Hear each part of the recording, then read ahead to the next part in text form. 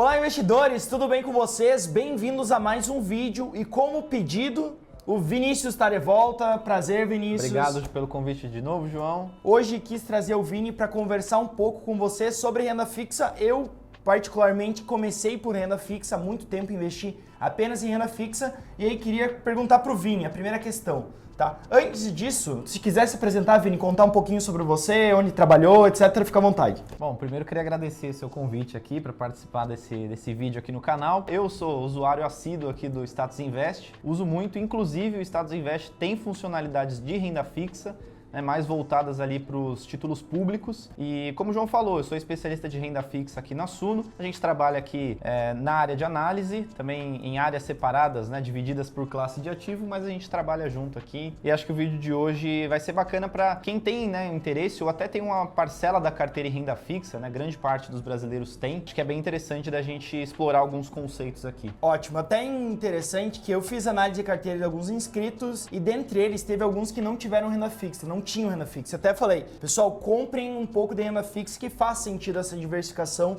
de alocação. Mas para começar, o que é renda fixa? Bom, vamos lá. A renda fixa é basicamente um empréstimo. Então, a renda fixa você pode interpretar como eu estou emprestando dinheiro para alguma instituição. Você pode emprestar para uma empresa, você pode emprestar para um governo específico de algum país ou para um banco. Então, normalmente, são esses três tipos de emissores que você tem dentro da renda fixa e ela trata de um empréstimo. É como se eu estivesse emprestando um dinheiro para você e aí você vai devolver esse dinheiro com juros no final daquele prazo específico. E aí, aprofundando um pouco, para um ativo ser classificado como renda fixa, você precisa conhecer duas condições no momento da aplicação. Seriam as condições de prazo e remuneração. Nem sempre você vai saber o quanto você vai ganhar até o final do período, mas você vai saber qual é aquela condição, qual a taxa de juros que você vai estar exposto ali até o final daquele prazo. Então, renda fixa é isso, é basicamente alguém precisando de dinheiro, a pessoa que tem dinheiro sobrando, o poupador de recursos, o investidor, ele vai emprestar o dinheiro para quem está precisando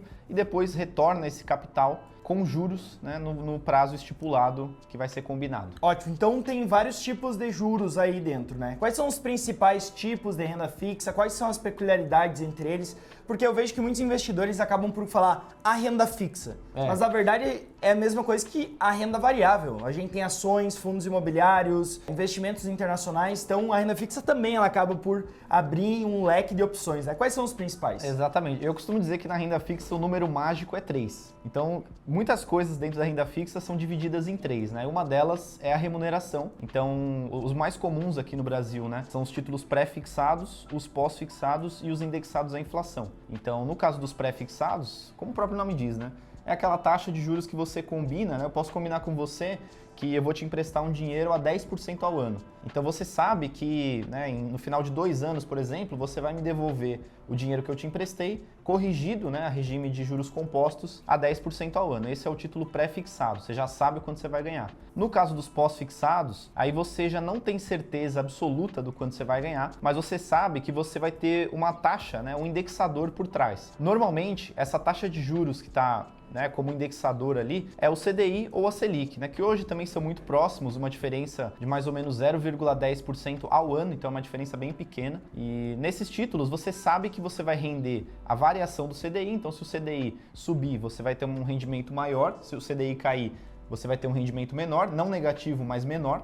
E no final do prazo você vai saber ali o quanto ele vai ganhar. Hoje, por exemplo, a nossa taxa Selic está em 13,75, com a tendência de se manter nesse patamar por um período mais longo de tempo, como o próprio Banco Central do Brasil diz. E quem investe em um título pós-fixado ao CDI ou à Selic vai receber ali aproximadamente 13,75 ao ano, a não ser que tenha alguma movimentação na taxa no meio desse caminho. Por isso que a gente não sabe exatamente o quanto a gente vai ganhar, porque se tiver alguma movimentação no meio do caminho, essa taxa vai mudar e, na média, a sua remuneração também vai mudar. E aí, por fim, a gente tem os títulos indexados à inflação, que eles vão ser compostos de uma soma de uma taxa pré-fixada, que é a chamada juro real, e uma taxa pós-fixada, que aí, João, no caso, o indexador muda um pouco. Normalmente, o indexador mais comum dos títulos indexados à inflação é o IPCA, né? São os chamados títulos IPCA+.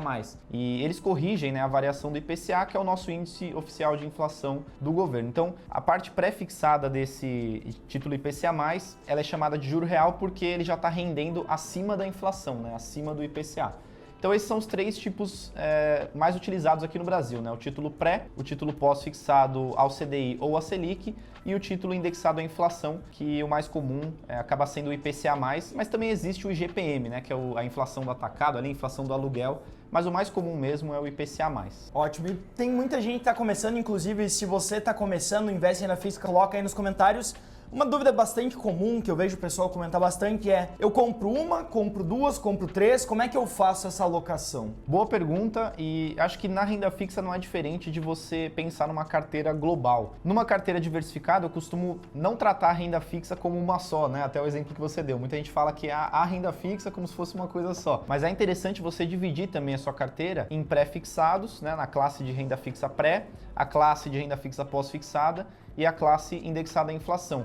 Porque esses três têm comportamentos diferentes e por isso que eu acho que vale diversificar entre os três. O percentual de, por exemplo, um investidor mais conservador, o percentual dele de pós-fixados naturalmente vai ser um pouco maior do que um investidor mais arrojado, porque a classe de pós-fixados é a classe que tem características mais conservadoras, né? A volatilidade é um pouco menor, você rende ali a taxa básica de juros, então você está meio que junto com o custo de oportunidade brasileiro, né, que é normalmente a taxa Selic. Então eu acho que vale a pena você diversificar entre essas três classes na carteira. Sabe uma história minha que eu nunca comprei pré-fixado, porque querendo ou não, para mim pelo menos é a mais complexa de você ter ali quanto que vai comprar, qual que é o percentual da alocação no seu patrimônio. Quando eu comecei eu tinha só pós, depois eu comprei um pouquinho de IPCA e pós, e é isso. Então muitas pessoas também acham, não precisa estudar tanto renda fixa, e na realidade precisa e muito, né? No pré-fixado, se você errar a taxa que você comprou lá, que você adquiriu aquele título, você pode perder muito dinheiro. Não nominalmente, mas realmente, dependendo da inflação, o valor real daquele seu dinheiro pode diminuir no tempo, certo? Eu ia até trazer um exemplo aqui. Muita gente comprou, por exemplo, um título IPCA+, que é negociado no Tesouro Direto, chamado Tesouro IPCA+, 2045. Ele é um título longo, então ele vence daqui a praticamente 23 anos, né, bastante coisa. E como ele é muito longo, como as incertezas daqui até 5 anos já são muito grandes, né, imagina daqui a 20 anos. Então ele tem uma oscilação muito grande no preço dele, né, por conta justamente da marcação a mercado, que a gente pode falar em um próximo vídeo, mas por conta da marcação a mercado, muitos investidores viram prejuízos grandes nesse título. Então, quem comprou no começo de 2021 um Tesouro IPCA+ 2045 e segurou até o final do ano, viu prejuízos na casa de 30% negativo, que é quase uma oscilação de renda variável. E nem o Ibovespa chegou a oscilar tanto em 2021. Então, tem que tomar muito cuidado com o título que você compra, o prazo do título que você compra, porque você tem esse fator de marcação a mercado que pode trazer oscilações bem grandes aí para sua carteira. Então tem que conhecer bem também o ativo que você está comprando, assim como na renda variável, e da mesma forma que pode cair, também pode subir, né? A famosa marcação a mercado, ela joga para os dois lados e ela incide, né, nos títulos pré-fixados e nos indexados à inflação. O pós-fixado não tem esse efeito, por isso que ele também é considerado mais conservador, né? Com características mais conservadoras. Ótimo. E aí, entrando em risco, a gente já está falando de um risco do pré. Queria entender quais são os outros riscos que o investidor tem que estar ciente antes de aplicar o seu dinheiro em renda fixa. Perfeito. Antes eu queria só fazer uma escadinha, né, uma escala de risco, né, dentre esses três tipos de remuneração. O menos arriscado seria o pós, por conta disso que eu falei, você não tem esse tipo de oscilação. O segundo menos arriscado seria o IPCA+, porque apesar de você ter uma parte pré-fixada que vai oscilar, né, conforme as condições de mercado mudam, você tem uma parte que é atrelada ao IPCA. Então, de certa forma, se você mantém o título até o vencimento, você está protegido da inflação. No caso do pré-fixado, você tem o risco de marcação a mercado e no preço desse título já está embutida uma inflação, uma expectativa de inflação. E se caso essa inflação for muito maior do que o esperado, você não estaria perdendo dinheiro ali, você não estaria vendo essa perda de dinheiro, mas você, em termos reais, como o João comentou, você estaria perdendo dinheiro. Então, imagina que você tem um título pré-fixado a 10% e um título IPCA+, 5%. A diferença desses dois, né, basicamente, é de 5%. Então, o IPCA embutido no preço dele é de 5%. Se a inflação depois de um tempo virar, ao invés de 5, 8%, você teve uma perda real, né, de 3%. Então o pré-fixado, ele tem um risco um pouco maior porque você tem mais variáveis desconhecidas. Então uma escala de risco seria indexado à inflação, IPCA+, e pré-fixado. E aí falando dos principais riscos, né, acho que a gente até pincelou um pouco aqui, mas o principal risco é o risco de mercado, que é justamente essa mudança nas condições de mercado, está muito atrelado ao cenário macroeconômico, né? Então políticas fiscais acabam afetando, a própria decisão do Banco Central acaba afetando, por isso que a gente sempre comenta, né, sobre taxa de juros, inflação, PIB, né, todas as variáveis têm relação. Um segundo risco seria o risco de crédito, que aí você entra mais no nível empresa, é basicamente a capacidade daquela empresa te devolver o dinheiro com juros. Então imagina que eu empresto um dinheiro para você, João, ou eu empresto um dinheiro para o seu irmão, o José.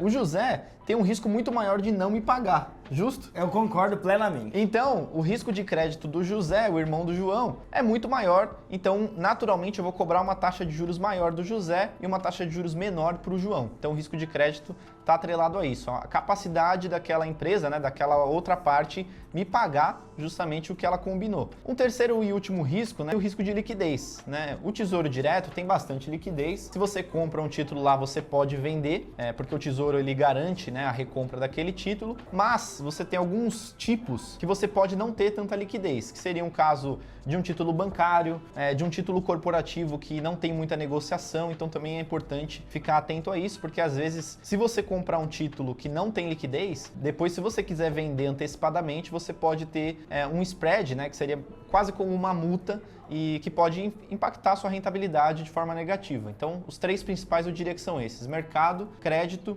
e liquidez, os três principais riscos. Ótimo, eu só salientaria uma coisa, que esse exemplo do José Eduardo é verdadeiro, não é fictício. Eu sou melhor credor do que o meu irmão, sem sombra de dúvida. Eu acho que um dos últimos pontos que se questiona sobre renda fixa é quem que pede esse dinheiro emprestado? Quem que é o João, quem que é o José na realidade? Normalmente, voltando na questão do número mágico de 3, né, você tem 3 tipos de títulos hoje no Brasil. Os títulos públicos, que são os emitidos pelo governo, né, Tesouro Direto, você tem o mercado secundário também de títulos públicos. O segundo tipo seria os bancários, então CDBs, LCIs, LCAs, e o terceiro seriam os títulos corporativos, né, o famoso crédito privado, que aí entram as debêntures, os CRIs, os CRAs.